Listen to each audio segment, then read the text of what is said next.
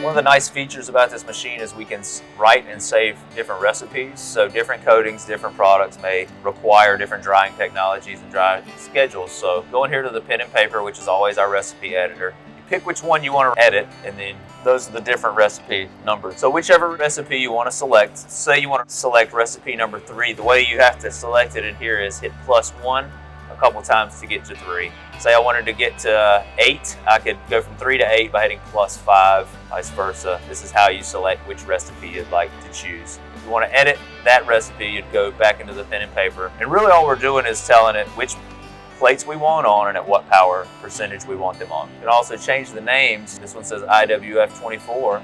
Let's change the name to lab. We're gonna hit save. And then this button here is kind of like a download new recipe button, so you're gonna hit that one to activate that recipe. This is plate 1, power, yes. So we want to change 50 to 75% to 50 and say we want to turn off the last 2 plates. Save, go back.